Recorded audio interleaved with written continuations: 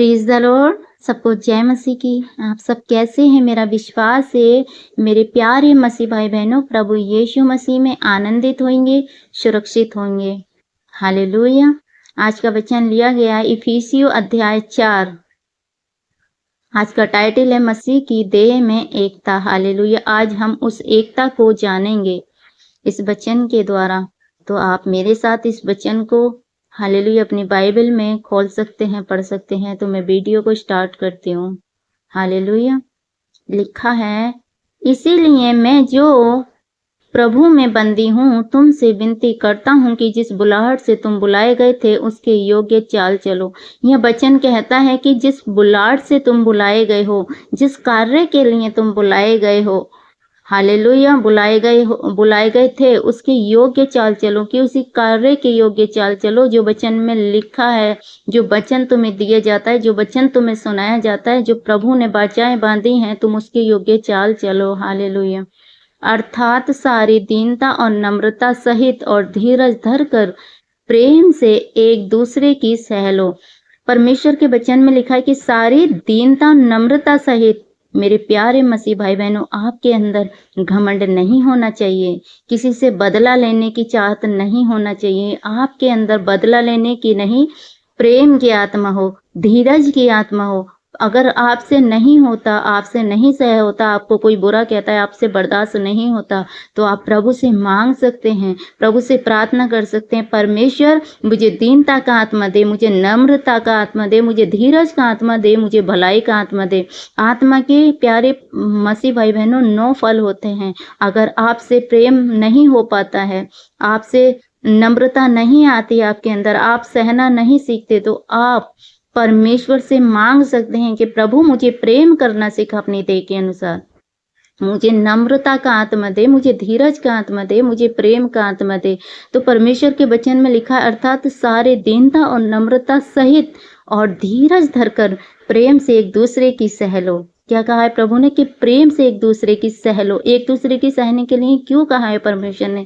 कि अगर आपको कोई गाली दे रहा है, आपको कोई बुरा कह रहा है, आपके ऊपर प्रभु की वजह से कोई नालिश कर रहा है, तो आप क्या करो? प्रेम के साथ, धीरज के साथ, नम्रता के साथ एक दूसरे की सह लो। उनसे बदला मत करो, क्योंकि बदला लेने वाला यहोवा परमेश्वर खुद है। आप सहकर प्रेम से उस बात को सह लो। हालेलुया। और मेल के बंधन में आत्मा की एकता रखने का यत्न करो। हालेलुया। वचन कहता है कि मेल के बंधन में आत्मा की एकता रखने का यत्न करो, कि एक दूसरे से मेल करो, एक दूसरे से मिलाप करो और आत्मा की एकता रखने का यत्न करो, कि आत्मा में एकता रखने का यत्न करो। क्योंकि आपकी देह अलग भले ही हो सकती है, आप अलग अलग मनुष्य हैं, लेकिन आत्मा आपके अंदर एक ही काम कर रहा है। तो आत्मा की एकता रखने का यत्न करो, कि आप एक दूसरे से प्रेम करो। जो आत्मा है वो एक है हर मनुष्य के अंदर, तो उस एकता का यत्न करते जाओ कि कैसे हम एक दूसरे से प्रेम करें, कैसे हम एक दूसरे में उठाना सीखे। अगर कोई नीचा उसे उठाओ, कोई प्रभु को नहीं जानता है उसे बताओ, किसी से वचन नहीं आता है उसे सिखाओ, प्रार्थना नहीं आती है उसे सिखाओ, आत्मा में बढ़ाओ एक दूसरे को। क्योंकि वचन कहता है मेल के बंधन में आत्मा की एकता रखने का यत्न करते रहो। मतलब यत्न करते रहो, ये कार्य तुम्हें करते रहना चाहिए। एक दूसरे को वचन बताओ, एक दूसरे से प्रेम करो, एक दूसरे को उठाओ। कोई कमजोर है उसे बताओ, जिस भी चीज में, वचन में, प्रार्थना में, तो आप उसे सिखाओ। हालेलुया। एक ही देह है और एक ही आत्मा है, जैसे तुम्हें जो बुलाए गए थे अपने बुलाए जाने से एक ही आशा है। हालेलुया। मेरे प्यारे मसीह भाई बहनों, यह वचन कहता है एक ही देह है। कौन सी? प्रभु यीशु मसीह की। और एक ही आत्मा है। किसका? प्रभु यीशु मसीह का। जैसे तुम्हें बुलाए गए थे, हालेलुया, कि जैसे जो तो बुलाए गए थे, कि तुम आए नहीं हो, प्रभु यीशु मसीह में लाए गए हो, तुम बुलाए गए हो। और किसके द्वारा? वो एक ही आत्मा है, प्रभु यीशु मसीह एक ही देह है, और उसी आत्मा के द्वारा तुम एक हो। अपने हालेलुया। बुलाए गए थे, अपने बुलाए जाने से एक ही आशा रखो, और जिस बुलाहट के लिए तुम बुलाए गए हो, प्रभु यीशु मसीह ने, परमेश्वर ने जिसके लिए तुम्हें बुलाया है, उसी की आशा रखो, उसी पर विश्वास रखो, उसी के कार्य करते चलो, क्योंकि परमेश्वर का वचन कहता है कि बुलाए जाने से एक ही आशा हो। कि तुम्हारी आशा क्या हो? प्रभु यीशु मसीह में कैसे पढ़ना है, प्रभु यीशु मसीह में लोगों को कैसे लेके आना है, हमें रूहों को कैसे बचाना है, उस परमेश्वर की आशा हो, उसी में चलने की आशा हो। हालेलुया। आगे वचन में लिखा है, एक ही प्रभु है, एक ही विश्वास है, एक ही बपतिस्मा है। हालेलुया। वचन कहता है एक ही प्रभु है, जो प्रभु यीशु मसीह, और एक ही विश्वास है।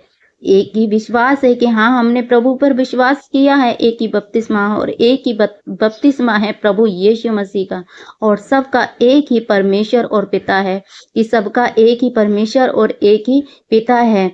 मेरे प्यारे मसीह भाई बहन, जिन्हें परमेश्वर ने चुन लिया, उनका एक ही पिता है। उनके 1000 परमेश्वर नहीं हैं, वो अलग अलग परमेश्वरों को नहीं पूछते। प्रभु कहता है कि उनका, जो प्रभु यीशु मसीह में आए हैं, जो बुलाए गए हैं, जो प्रभु यीशु मसीह ने चुना है, और जिनके लिए अपना आत्मा प्रभु ने दिया है, अपना जीवन प्रभु ने दिया है, तो परमेश्वर कहता है कि उस पर विश्वास रखो कि उसका एक ही बपतिस्मा है, एक ही प्रभु है, वो एक ही उसका आत्मा है, और सबका एक ही परमेश्वर और पिता है। हालेलुया। जो सबके ऊपर और सबके मध्य में और सब में है। हालेलुया। वो परमेश्वर प्रभु यीशु मसीह का आत्मा हर एक मनुष्य के अंदर है, जो उस पर विश्वास करता है, जो अंगीकार करता है कि हाँ, प्रभु है, प्रभु ही एकमात्र परमेश्वर है। तो उन मनुष्य के लिए परमेश्वर कहते हैं, जो सबके ऊपर, सबके मध्य में और सब में है। वो कौन है? प्रभु यीशु मसीह और उसका आत्मा। वो हर एक मनुष्य के बीच में रहकर कार्य करता है, और सभी के ऊपर उसका अनुग्रह है। पर हम में से हर एक को मसीह के दान के परिणाम के अनुसार अनुग्रह मिला है। हालेलुया। मेरे प्यारे मसीह भाई बहनों, वचन कहता है, पर हम में से एक ही को मसीह के दान के परिणाम का अनुग्रह मिला है। हम सब हैं, लेकिन हम सब मनुष्यों में से किसको मिला है? प्रभु यीशु मसीह को वो परिणाम मिला है कि उसने अपने जीवन का दान देकर हमें मोल खरीद लिया है। प्रभु मसीह ने अपने जीवन का दान देकर, अपना लहू देकर हमें मोल खरीद लिया है, और मसीह के दान के परिणाम के अनुसार अनुग्रह मिला है। हालेलुया। किसके? कि प्रभु यीशु मसीह ने जो अपना जीवन दे दिया, जीवन का दान दे दिया है, अपने जीवन का लहू का दान देकर परिणाम के अनुसार अनुग्रह मिला है। तो हम प्रभु यीशु मसीह के लहू के द्वारा उस पापों से, उन सतावों से आज हम क्या हैं? अनुग्रह में हैं। कैसे? अगर हम प्रभु यीशु मसीह को अपना मुक्तिदाता, उद्धारकर्ता ग्रहण करते हैं। मेरे प्यारे मसीह भाई बहनों, आज वचन में लिखा है कि, एक वचन में लिखा है कि हमारे पाप, चाहे हमने कितने भी बुरे पाप क्यों ना किए हों, एक वचन कहता है कि तुम्हारे पाप लाल रंग के, अर्धवानी रंग के होंगे, वो भी माफ किए जाएंगे। कब? जब हम प्रभु यीशु मसीह को ग्रहण करते हैं, तो हमारे सारे पाप क्षमा हो जाते हैं। किसके द्वारा? प्रभु यीशु मसीह के लहू के द्वारा, उसके लहू के दान के द्वारा, जो उसने अपना लहू देकर हमें मोल खरीदा है। तो हम मोल खरीदे जा चुके हैं। हालेलुया। Thank you Jesus. सबको जय मसीह की। इस वचन के द्वारा मैं विश्वास करती हूँ आपने कुछ ना कुछ जरूर सीखा होगा, और मेरा विश्वास है, अगर आपको ये वीडियो अच्छी लगी तो हमारे चैनल को सब्सक्राइब करें, बेल आइकन के बटन को प्रेस करें, नोटिफिकेशन को दबाएं, और कमेंट में आमीन लिखें, ताकि आने वाली वीडियो आप तक पहुंच सके। सबको जय मसीह की। God bless you all. जय मसीह।